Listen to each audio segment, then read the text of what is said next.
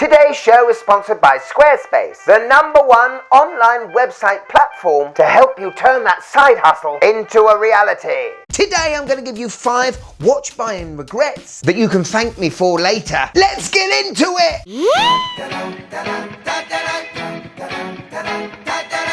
Yes, and welcome to the Man Watch Collector Show. Yes, the oracle of watch collecting is back, and it's time to take every single word I say as the gospel. Because I'm going to go deeper with this regret show than I've ever been before. We won't talk about the obvious watch buying regrets, like, don't buy one of these with a fake rope going around the bezel, and obviously don't get fooled by buying a PRX. Or money-making moon swatch. No, these 5 suggestions today go deep. No, deeper. Deep. About this deep. Remember, these suggestions come from my personal experience. It's my opinion, but fact. And if you abide by these rules, well, you're going to have a wonderful, successful collecting journey. Make sure you watch till the end because the last tip is hugely important. Are you ready to be watch enlightened ready? Let's go.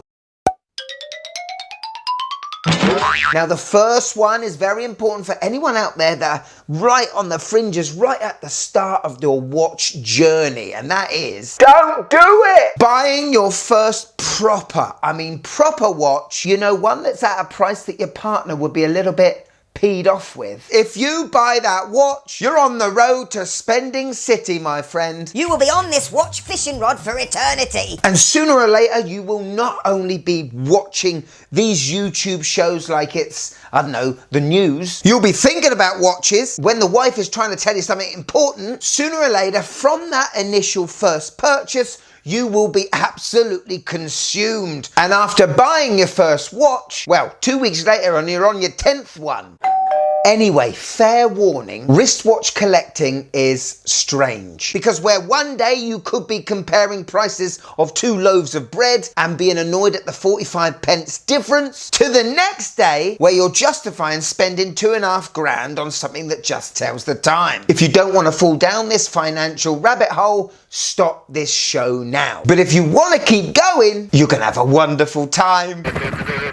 Now, before we go any further, I'd like to talk about today's sponsor, who are Squarespace. And if you have currently got your own business or looking to go into business, have you thought about a professional website? One that makes you look, established, makes you look like you know what you're doing, and gives potential clients easy access to what you're selling. Well, I'm sorry, but in 2025, if you don't have a decent website, you are But don't panic, you've got Squarespace. Because with hundreds upon hundreds of templates that are easy to use and customize, like changing the fonts and using their AI technology to get the very best website you could ever want, there has never been an easier or better way to give you the professional look your business deserves. And if you see in the description below, you'll find a link where you can get 10% off your first purchase. Get on their website and give your business the look you know it deserves.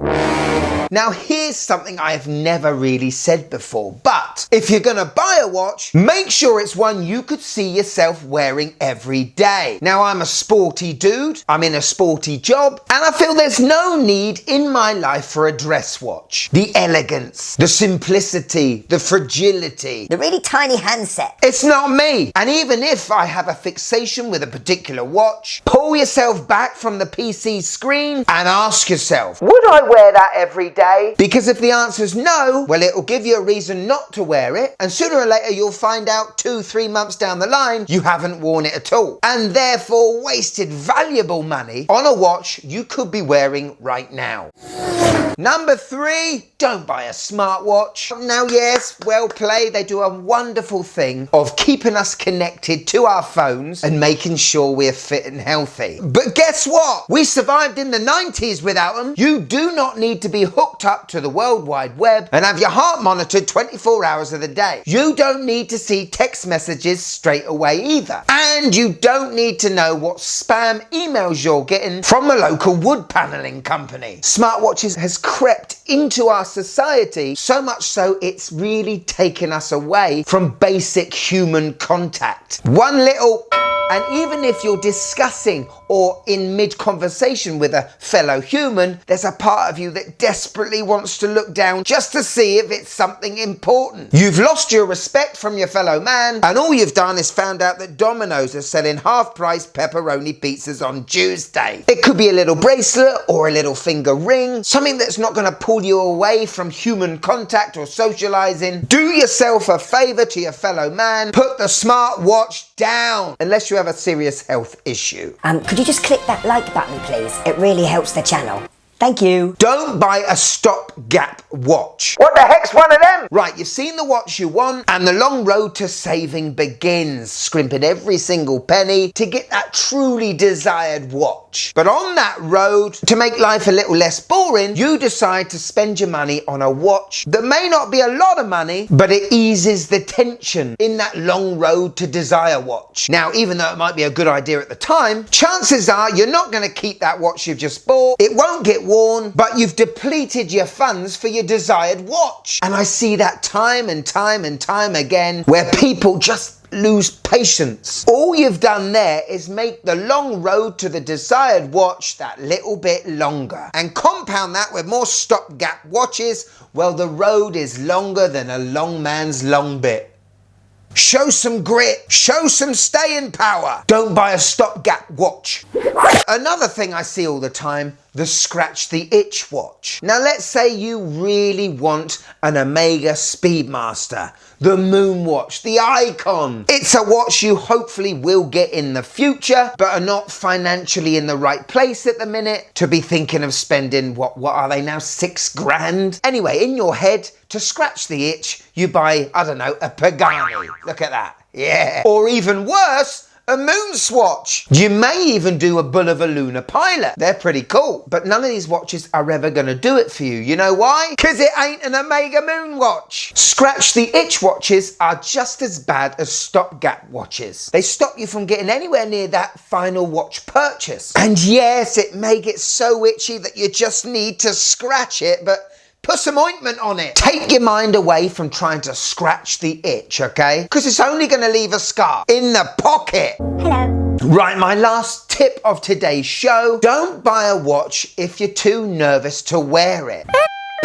Now, obviously, we've got to go back to tip number 2, where I said don't buy a watch you can't see yourself wearing every day. But we are obviously talking either expensive watches you spent a lot of money on and you're worried about dinging them or scratching them. You may be worried about taking the resale value down. I'm sorry, but I don't quite understand you. Because when I buy a watch, I buy it to wear it. A wristwatch is a companion that was made to be on your wrist every day. It performs better when it is on your wrist every day, as every well-oiled machine should. Now, there are some instances I can accept. You know, you've got a Rolex GMT Master 2 on and you've been sent to some back alley in London. I definitely would be nervous wearing that watch. But listen, I would never take any Rolex into London. You should not be nervous about wearing a watch most of the time. You wear the watch doesn't wear you. Go about your everyday business, be proud with it on your wrist, and pull in those memories that another reference like this will never have. For me, watches are all about stories. Not only the story behind the watch and why it was created, but the journey it takes on human wrists. Now, granted, at the minute, my story is not a bestseller, but I'm the only one with this story. And I'm really not a fan of safe queens. You buy it, you wear it. And if you don't wear it, sell it and get one you will.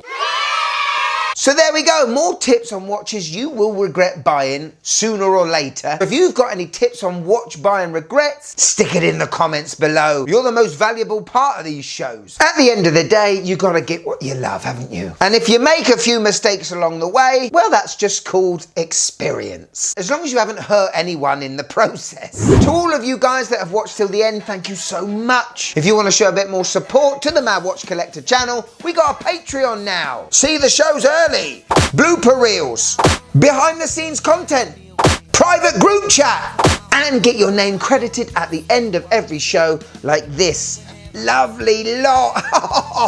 But if I've got you for a few more minutes, and I'm pretty sure I have, go on, why don't you check this one out? These are watches I will not buy anymore.